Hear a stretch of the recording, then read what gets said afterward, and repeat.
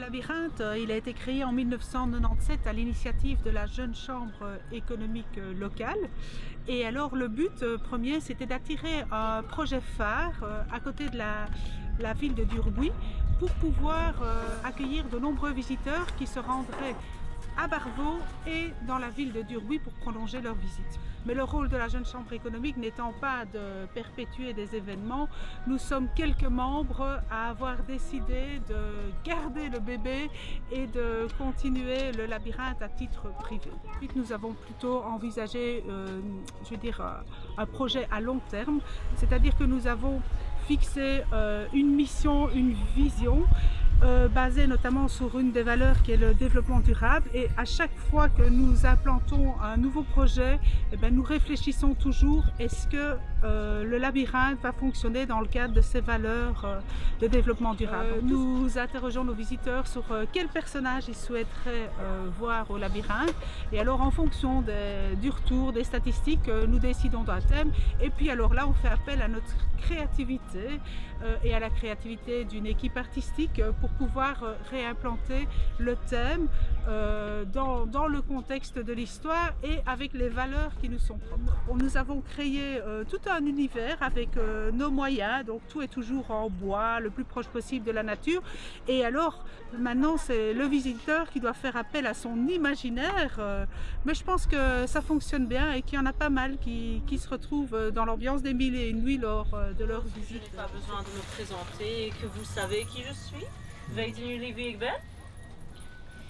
Oui. Sherazade. Oui. Je m'appelle Sherazade. C'est vraiment un public familial, donc nous avons les enfants avec les parents et parfois même les grands-parents, c'est intergénérationnel, et ce sont essentiellement des Belges qui viennent dans le cadre du tourisme d'une journée, ou parfois qui sont en vacances dans les Ardennes et qui viennent nous rendre visite.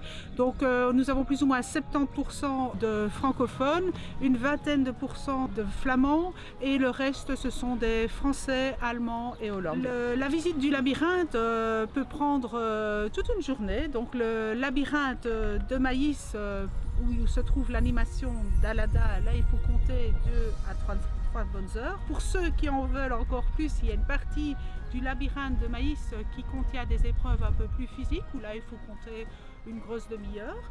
Et à côté du labyrinthe de Maïs, il y a le labyrinthe des portes avec un parcours que l'on fait à l'aveugle, il y a un parcours que l'on fait pieds nus aussi. Puis il y a également le labyrinthe de la biodiversité, il y a le champ de Potiron, et nous avons un restaurant de produits locaux pour entrecouper sa visite au cas où vraiment on aurait trop faim. Maar wel het verhaal van mijn vriend Aladdin.